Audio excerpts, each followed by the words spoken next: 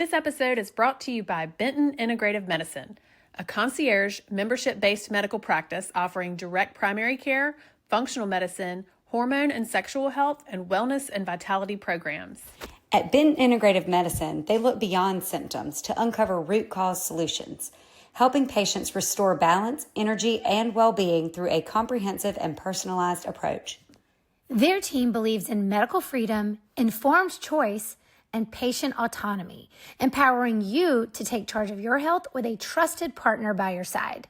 Learn more at bentonintegrative.com and discover how integrative care can help you thrive, body, mind, and soul.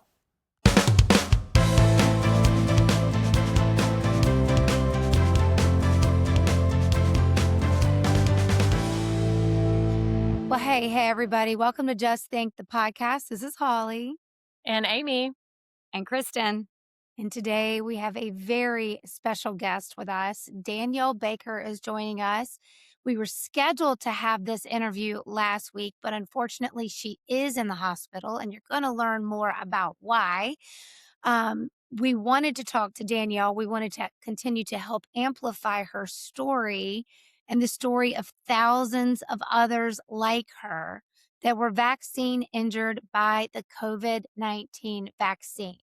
Now, if you're listening to us, you know we have talked about this since 2021. It was probably a huge impetus in us starting the podcast because Kristen, Amy, and I were literally researching and listening to other scientists, including the creator of the technology for the COVID vaccine. What am I trying to say, y'all? The mRNA. mRNA. Thank you. Words today. The mRNA technology, Dr. Robert Malone. You can go back and listen to our interview with him, from doctors like Dr. Peter McCullough, who were trying to treat people, and they were getting silenced for trying to treat COVID, for trying to warn people about the vaccines. And these were legitimate, proven, respected scientists who were then bullied, denigrated, and then punished for speaking out.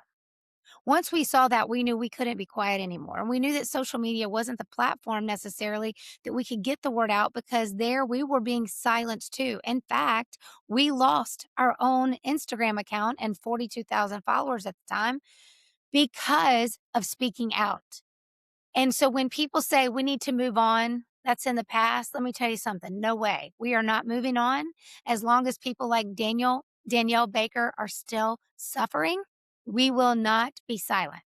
We will not be silent until every person we can reach knows the truth about what happened during the COVID pandemic, and they can understand the lives that were lost and the lives that were hurt and forever changed because of what we were told, and in many cases, like Danielle, pretty much forced to do. Now, we're going to play a video clip of Danielle when she testified to the FDA. We want you to hear her story. We want you to hear what happened to this hospice nurse who loved her career. And the only reason that by mid-2021, she decided that she had to take the second dose of the Pfizer vaccine was because they told her if she didn't, she would lose her job. This was a nurse, your frontline heroes, a nurse who wanted to keep her job, who wanted to continue to help her patients, reluctantly taking a shot that has forever changed her life. And we're so thankful that Danielle, being the amazing person that she is, said, hey, can we still do this interview? We'll just do it from the hospital because, guys, right now we just saw her nurse, wonderful nurse, by the way, taking care of her. And we're so thankful she wanted to because we want you to see. If you don't know the real stories, you can go to react19.org and learn more. But if you don't know the real stories, it is critically important that you get informed and that you do not stay silent and that we help these people who need our help so that this never happens again, but also so that there is justice for the people this has happened to. I am Danielle Baker, and I have no conflict of interest. Hear me.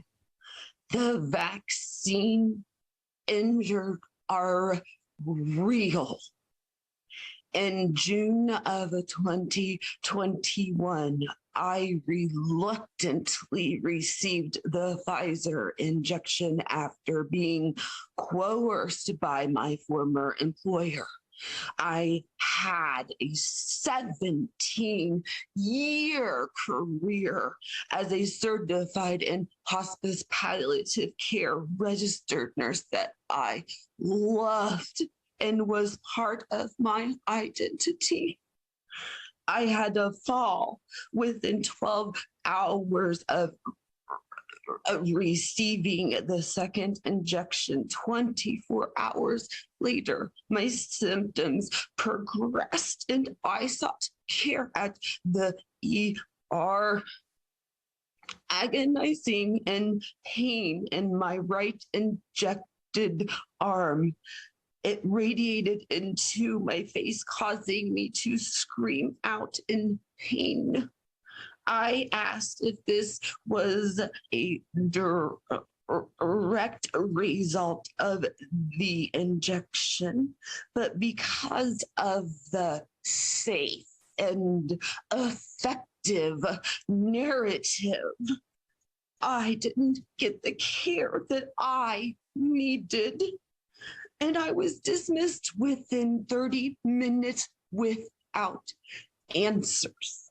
By the end of July, I was hospitalized, unable to readily walk, muscle spasms, contorting my body in constant excruciating pain and the humiliation of losing my bowel and bladder function. My immune system attacked my spinal cord and I was diagnosed with transverse myelitis. My physician documented this as a direct result of the shot.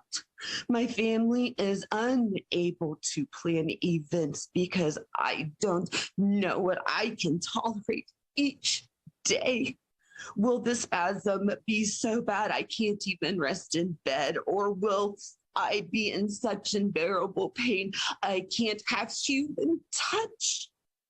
Even speaking is hard because of the damage done.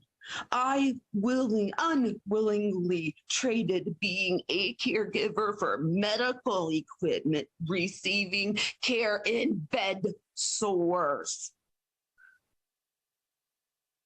We are in financial ruins because, ironically, I took the shot to keep the career that I loved and I no longer have.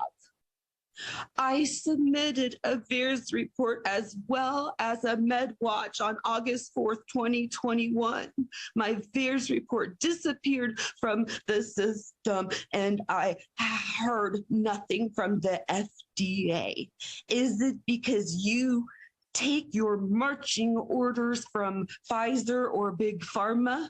Will you continue to pretend we, the vaccine injured, don't exist? The only thing more humiliating than losing my bodily function is your complete disregard for the vaccine injured. Shame on every single one of you.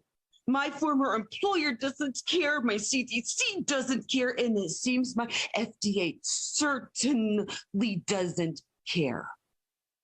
So, Danielle, thank you so much for joining us today. I know people are going to get to hear your story from the clip that we just played, but I want you to elaborate a little more. Where your FDA testimony ended, you basically said, my life is forever changed. I cannot do the things I was here to do, put on this earth to do now because of this. I can't remember when that testimony actually was, but tell us today, what is your life like in 2026, having gotten that shot 5 years ago? So I always, it brings tears to my eyes every time I think about it, because hearing you say that it was a career I loved, those it's a powerful statement to me. because it really was my life. It was everything that, I identified as um, and I felt like was my what's the word? It my purpose. It was my purpose, to help not only patients, but our most vulnerable population, patients going into hospice care. So yeah, that all ended, with the draconian, "You have to do this or you're going to lose, coverage for your, um, family and everything that you essentially you worked for."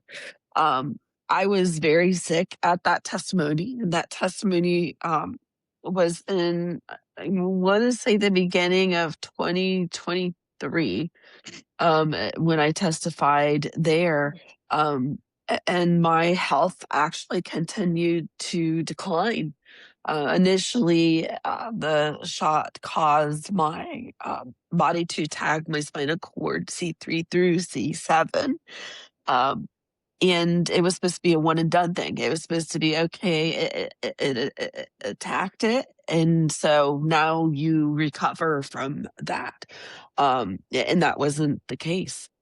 My body just continued to attack itself. So it went from attacking my spinal cord, to attacking my cardiac system, to attacking my respiratory system, to then wiping out my immune system. By the time that we reached the end of 2024, I was being referred to, the very, um, organization that I worked for. I was referred to hospice and palliative care and told that there was not anything else more that could be done for me. And that's all because of a vaccine injury. So essentially you're 45 years old at the time, and you are just going to have to accept saying goodbye to your family, and you're going to die because of COVID vaccine injury. And that's where we were at the end of 2024. Ugh. Um, it, So what happened, Danielle, I mean, the irony that you were a passionate hospice nurse forced to take an unproven vaccine, and that the consequence of that is they end up telling you you yourself are now going to be a hospice patient yeah, because you did what they told you you had to do. So tell me today, thankfully, you're still with us. I am. I am. And are you finding doctors, physicians who are willing to try to do what they can to get to the root of why there's some kind of cytokine storm or whatever it is that's going on inside your body now that was triggered by this vaccine? Is there anyone that's been able to give you any help or hope that maybe things can get better? um, so that is where, so my primary physician that diagnosed me, with the vaccine injury was my neurologist. And it's always been uh, documented. It's always been that is the cause of what happened to me. He's always told me it's vaccine injury. My body had been in a state of heightened, um, I don't know the word, but he told me that because I had my own immunity from COVID, from having COVID in 2020, when I was then essentially coerced and forced into making the choice to vaccinate in June of 2021, it caused my body to have a hyper response. So my own immunity was protective enough, but because of what we were told we had to do to keep our livelihood, um, and moved into taking the injection, that was my demise. My body over responded to the shot and caused it to essentially start eating itself from the inside out. And that continued over 4 years. And my neurologist wanted to help. He knew this was happening. He saw my decline, but because of the lack of intervention through the government with the research and education and funding, he didn't know how. Um, this is uh, new as far as the COVID vaccine injuries, and how do you treat something with a new mechanism of action and something that we just don't know anything about. So I had the fortune of being friends with Bree Dressen, who is the co-founder of React 19. I met her actually in 2022, and we have been friends since then. And she also, kind of she watched that decline and tried so very desperately to get me hooked into the care that I needed. I don't know how many are aware or know, but in 2020, when they were rolling all of the vaccinations out, there was a group of patients that were flown out to the NIH. Within that group of patients was Bree Dressen and Joel Walskog. And they were told at that point, um, that the NIH and the governmental bodies, if you will, are aware that if treatment of IVIG, and this is just one of the things that works tremendously for our injuries, if you were able to get access to treatment with IVIG, it helps at minimum to kind of slow things down and to treat that system wide inflammation. And they actually treated that group that was flown out with IVIG, um, which essentially saved their lives. What they didn't do is they didn't make that widely known.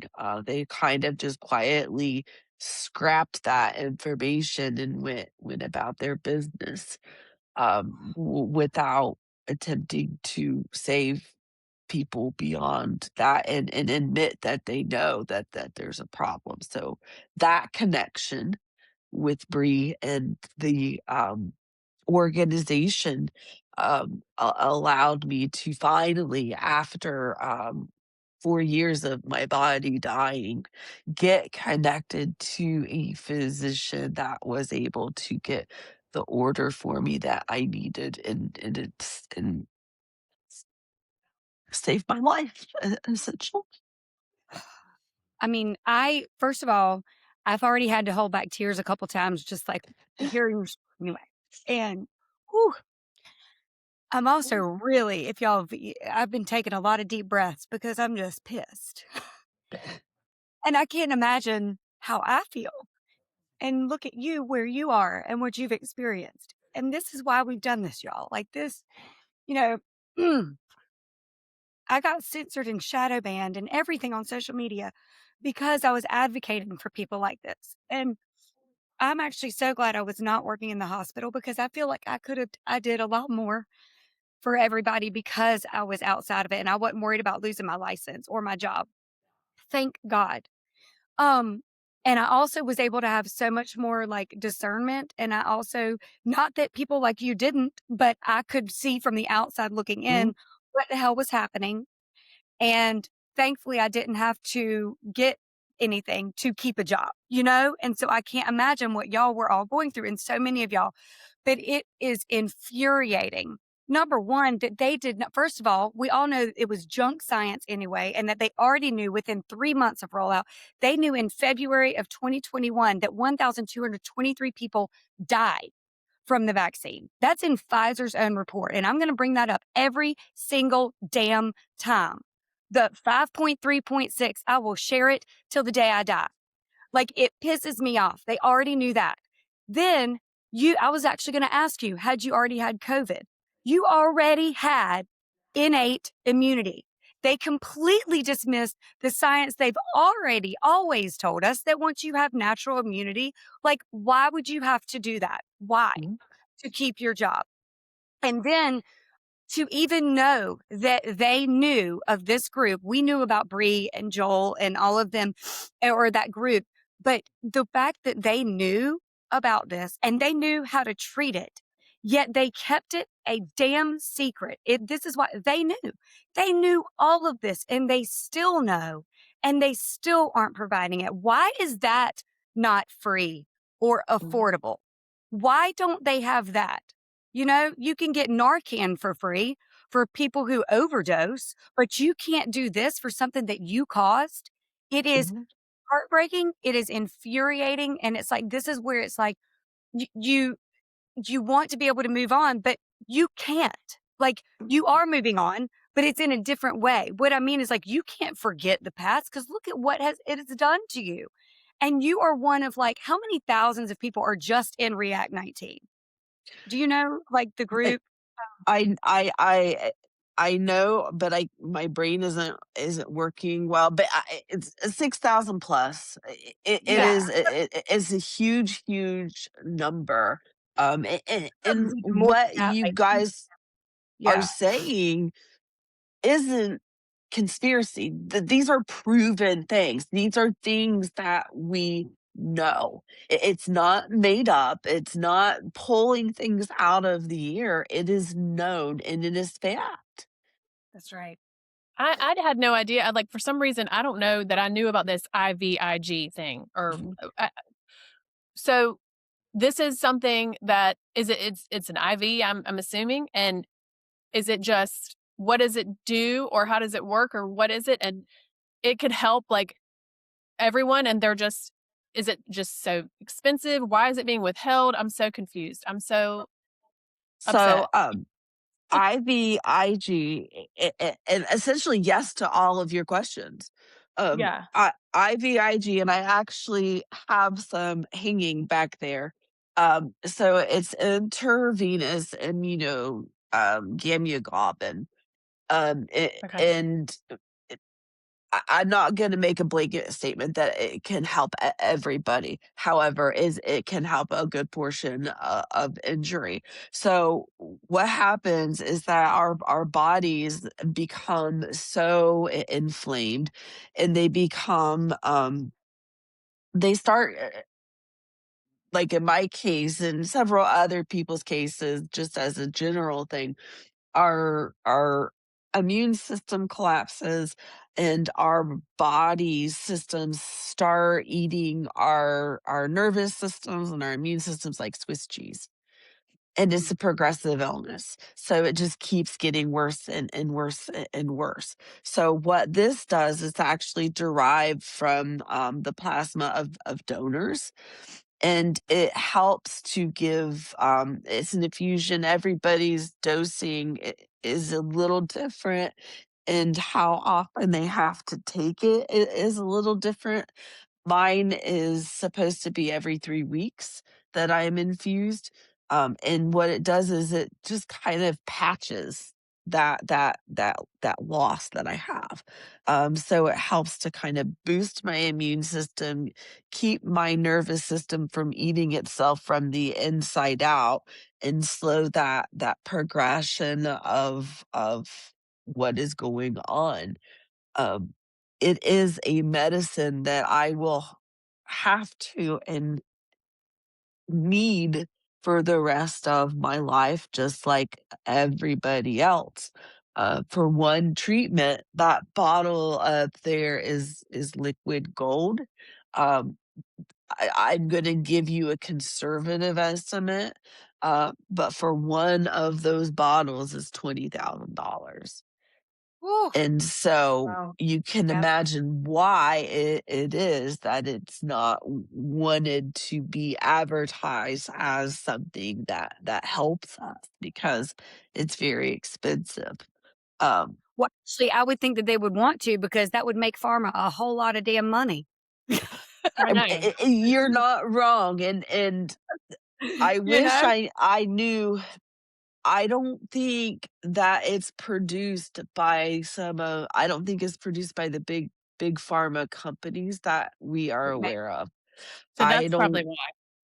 and I don't know that for sure, but I don't know that it's produced by, the big, like, 4 that we're used to because it is a blood product and it's considered a biological, and Right. so, don't quote me on it, but I think that might be part of the issue, and it's, we're so dependent on it that I'm hospitalized right now because insurance decided that they didn't want to pay for my treatment at the Mm. beginning of the year, and I missed 2 cycles, and my body um, regressed back to the point of where I was when I started it. I mean, So this is yeah, absolutely necessary for your survival, like, absolutely, because, you know I mean, this is I, like a diabetic needs insulin, okay? right. mm, Y'all need IVIG. Like, this is absolutely absurd. But this is what happens. They don't recognize the COVID vaccine injured like they recognize diabetics or like they recognize people with hypertension, high blood pressure, or cardiac disease or anything like that. Whereas y'all have all of those diseases. Y'all have mm. all of those issues plus some. I Yeah. Yeah, mean, mhm, oh, this don't you're even get me right. started on insurance and Because we're not recognized, our access to this medication is dependent on another diagnosis. So even though I have um like CIDP, which is demyelinating neurons essentially, in transverse myelitis, even though I have those, that overall cause is vaccine injury. That is my true reason why I have problems. But right. because we don't have the recognition of vaccine injury, then they can play games of, okay, well, your chart may not say exactly everything that we want it to say in order to prove that you need this treatment. Um, because of the insurance and lack of access at the beginning of this year, um, I sorry, I'm gonna get emotional. I regressed back to um urinating on myself, defecating on myself, um, uh, severe pain, severe spasming, um, essentially back to where I was when they were gonna refer me into hospice and palliative care. In 2 weeks' time, I went from functional because I had the treatment to back to it feels like it's time to refer me back to hospice. Um, Wow. and that's not fair. We don't we don't deserve that.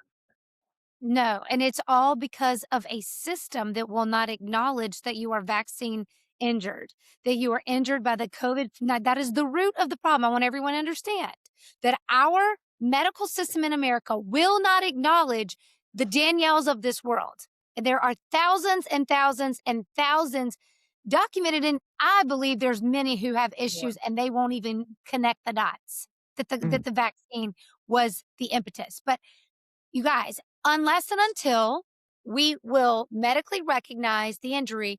Insurance companies will not cover the very expensive treatments that work for Danielle. So let's just, as Kristen said, let's imagine that all of a sudden the medical community said, we don't believe diabetes is real. Right. What would happen if you couldn't give insulin to diabetics?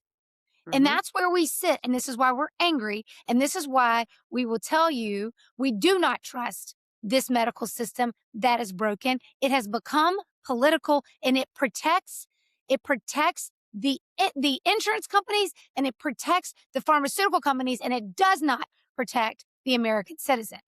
And that should piss you off, because if you're not Danielle, one day you could be in Danielle's shoes, where a pharmaceutical damages you and you have no recourse. You can't sue for the damage because they are protected by law. And you also cannot get your insurance company to cover what you need because the medical system will not acknowledge that you're even sick by something they cause. For all the outrage in America right now, for all the things that some of you want to be up in arms about, if this isn't on your list, you need a new source of information. You need to get your news from somewhere outside of wherever you're getting it from, and you need to quit siding with entities and tribes that are only existing to turn you against each other. And you need to start reading real stories of real people. Because if you aren't outraged by this injustice, then I don't want to hear you outraged about anything else, to be quite honest with you. I really don't. Our listeners know that the three of us are passionate about exposing the broken systems within our society, revealing how the quest for money and power has corrupted so many of them so that they no longer serve us. That's right. We talk a lot about our broken medical system, and that includes our broken medical insurance system. We believe that it is time we dismantle the broken systems and work together to rebuild new ones that actually serve us. And that's why we are excited to share an answer we found as an alternative to your traditional insurance plan that charges you exorbitant monthly payments and deductibles, then asks you to pay even more when you get sick, that controls your medical decisions, including what your physician is allowed to do and prescribe, and that rakes in billions as corporations at our expense. That's why we love Crowd Health. We interviewed CEO Andy Schoonover in episode 106, which we encourage you all to check out to learn more. But Andy founded Crowd Health after experiencing firsthand just how inept and outrageous insurance companies have become. Crowd Health is not an insurance company, but a platform and a community that empowers you with a crowdfunding tool and a wealth of resources to efficiently manage your healthcare costs. And it's an excellent alternative to health insurance, allowing us to escape the healthcare matrix and put us and our healthcare providers back in charge. Ever since my family and I made the switch to Crowd Health, not only are we proud to be part of a company with integrity, but we love that we are free from the broken insurance system. We will never be part of that system again. We've had nothing but an A+ experience. From before we even enrolled, we connected with an advocate who answered our questions. Then upon enrollment, we were immediately assigned a personal advocate who is literally a text away anytime I need her. If you follow them on Instagram and Twitter, you will see not only how much they truly care about each of the members, but also how much money they save us. This is why we encourage all of you to go to joincrowdhealth.org to learn more and to use code JUSTTHINK to get your first 3 months of membership for just $99 a month. Again, it's joincrowdhealth.org with discount code JUSTTHINK. You can also reference our Just Think the podcast Substack for more information. I really don't. If you have not taken the time to learn about the vaccine injury, if you have not taken the time to learn about what we're sharing right here, and you're not speaking out and doing something about it, I don't want to hear it. I really don't. That's where I'm at. Sorry, don't. No, it means it means the world because like I said, I'm 45 years old. And I still have them. I was 4 years prior to that at the most healthy that I had been. I was newly married. I had been married to my husband for 9 months. We brought together our beautiful family of my son, who is now today 12, and my stepdaughter, who's now to day 13, and I went from starting a life together, um, to writing letters to them to open when I was dead. We were Oh, looking at burial plots. Where do I want to be buried, and who shall I be buried next to, and what what important events do I need to ensure I write a letter to my son to open on those days that I am not here, all because a stupid shot that was forced upon our world and coerced people into taking it, um, caused my son's mom to die. mm, And which of those events in his life are going to be important to where he needs to open up a letter from his mom to know that she wishes that she could have been there. On my social media, on my Twitter page, there I posted one of those letters, and it was the letter that I wrote to him for when he would turn 25. So if ever you want to, the audience wants to understand what it is that we think and that we go through, that is a good look into our realities. It's not hyperbole. It's not blown up unjustly. It is a moment of a one-on-one that I was trying to have my son in sincerity, and mm.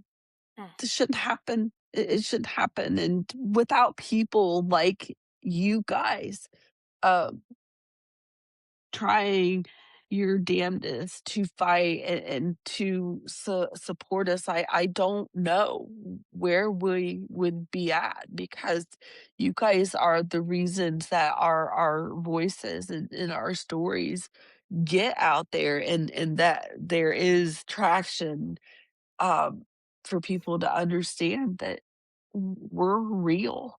We're not just some made up thing, and there's a ton of us. Yes, there are. So I'm going to tell everybody you need to go to react19.org. I'm do not don't let yourself go to bed tonight without going to react19.org. And I want you to read more about this organization that Bree Dressen, who we've also interviewed. You can check out our interview with Bree. But she and many others put this together to help herself and the Danielles of this world and thousands others that need financial assistance, and they need community, and they need science-based support for their suffering and the long-term effects of the COVID vaccination. And the reason I want you guys to go there is, number one, to educate yourselves. You cannot stay ignorant about what's going on with your neighbor. Okay? You can't. We got to know. And number two, I'm going to ask that you donate. That all of us, even if it's $1, $2, whatever you can find in your heart to give today. We don't do this a lot on the podcast where we actually tell our audience, like right now, please go do this. But we know that this is going to go and help Danielle. As you heard, when her insurance stopped paying, what happened? She regressed all the way back to more of that hospice care state. And we have got to help these people. We've got to help them, and we've got to also lobby our government to make sure, and I have more hope now than I did under the past administration, that we can get this corrected so that the medical system acknowledges the injury, which will then open up the doors for the insurance companies to have to provide coverage. Although we all know how that works, and I don't think we hold out hope that the insurance companies are ever going to do the right thing, because, here we are. But we need massive reform, and the only thing that we can do, guys, is control what we can control. So right now it is use your voice and use your dollars.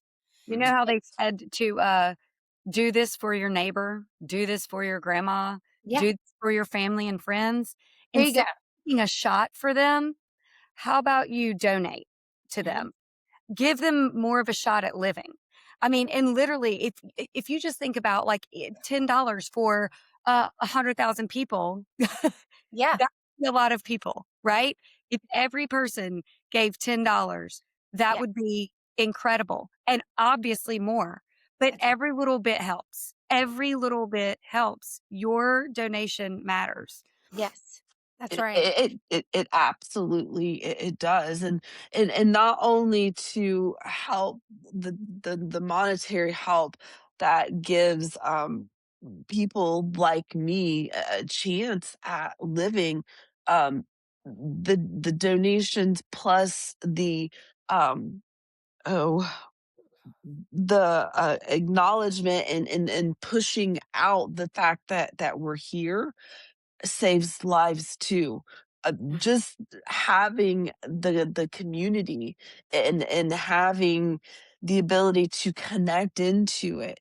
So without that in itself, I wouldn't be here. Without being able to have Bree saying, "Oh, okay, we need to get you this, and this."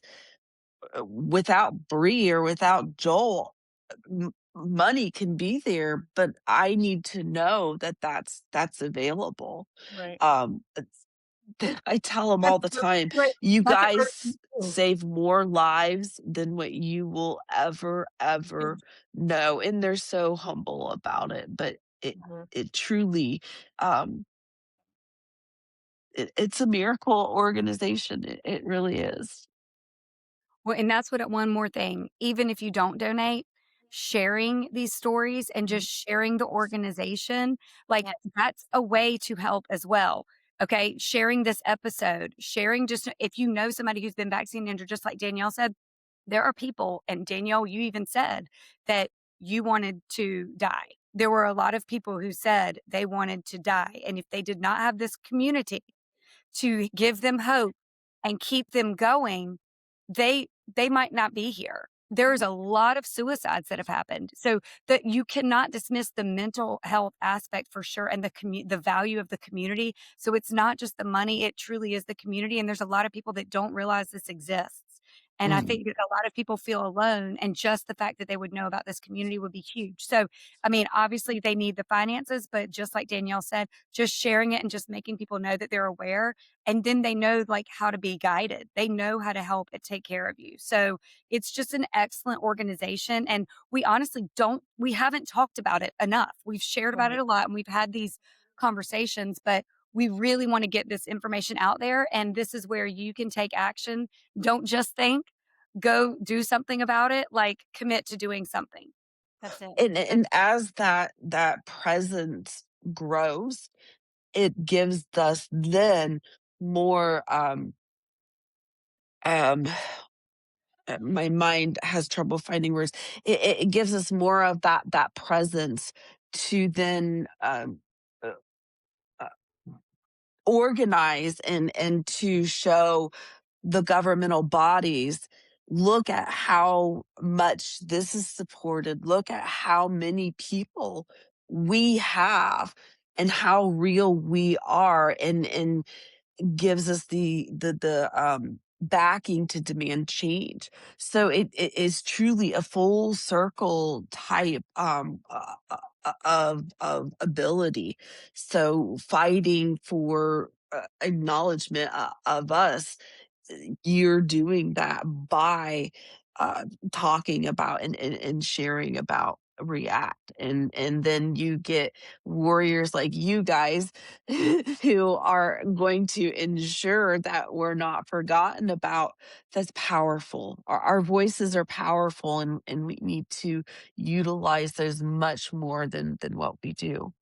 That's right. Mhm. That's right. And because we know there have been entities like the mainstream media that don't want to cover or aren't being allowed to cover. I don't know. We don't know what's going on there, but they should be covering it. You want to talk about a story. You want to talk about a breaking news. I mean, imagine, and I want to remind everyone There was a time where they knew exactly what painkillers were doing to Americans and they stayed silent and they did nothing about it. They did nothing about it. And so don't think that they really care, that the powers that be really care about loss of life or loss of a quality of life in Americans at the hands of pharmaceutical companies. They've proven time and time again, if they can get away with it, they will. The only thing that keeps them from getting away with it is people like you and me and us, where we just stand up and we say, hey, we're not letting this go. So anyone who ever tells me we got to let COVID go, hell no, we will not let it Mhm. go. We Yeah. will not let them get away with what they've done to Danielle, all these other people. If we have to, as Kristen said, scream about it till we die, we will be screaming about this because it is an injustice that needs to be made right immediately. Immediately. And as Daniel said, there's hope and there's help. She was getting better. Her systems were working and operating more efficiently. Her family needs her. We need her to get what she needs. So let's do our part. Go to react19.org, make a donation, spread the word, share this episode with people. And because literally, guys, do you know how we open so many eyes? One conversation at a time. Mhm. Just share. Just, And that's exactly to do the way to do it. It is. yeah, just talk about it, guys. Don't let them be the forgotten, okay? And Danielle, we also want to ask people to pray for you and to continue to pray for all of those because we know, Chris and Amy and I know we've experienced what prayer could do for people. Please pray for them that they can get the help that they need, they can get the healing that they need, the support that they need, and the justice that they do deserve. So let's not forget to do that too. Danielle, thank you for being with us. I know doing it from your hospital bed is not easy, but we just loved when she said, "Hey, I'll do it from right here." And we thought, what better way for people to see this is reality, guys? This is what's happening. 5 It is. later. It is. We're not just one treatment isn't going to cure us. This is an ongoing thing, and we are all still so very fragile that this is what happens when there's just one misstep. We go back into that fear of when are we going to be buried?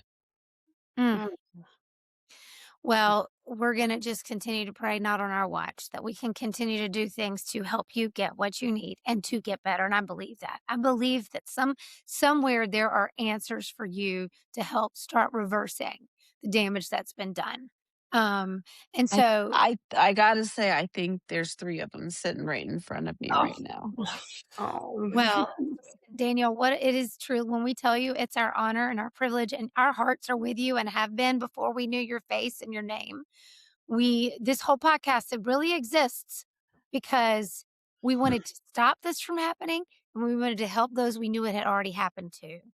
And we just thank you and we want to stay in touch. We want to continue to follow your journey. Danielle, how can people follow you? I know you said you're on Twitter. You want to give your Twitter handle so they can keep following what's going on with you? Yeah, Twitter is probably the best way. My Twitter handle is, the coerced nurse. And I, have that and as a side note in a completely different conversation, I, have that name because I have a trial case against my former employer to hold them responsible, Good. for the damages that are done. Good. So another conversation for a different time. But yes, you can follow me there, and above anything, make sure to follow React. Um, that is probably my biggest ask. And thank you guys. Truly, I don't. Again, I don't want to cry, but it what you guys do, it means something, and I can't thank you guys enough. Well, it's the least we can do, but we're going to keep advocating. So, Danielle, thank you so much. Guys, go follow react19.org, go donate, go get informed, go spread the word. You have no idea how you sharing the story is going to land in the right ears, in the right minds to get the right results that we're looking for and what we're looking to do to help all these people. So, Yes. thank you. All right, everybody, we'll see you next time. Bye, y'all.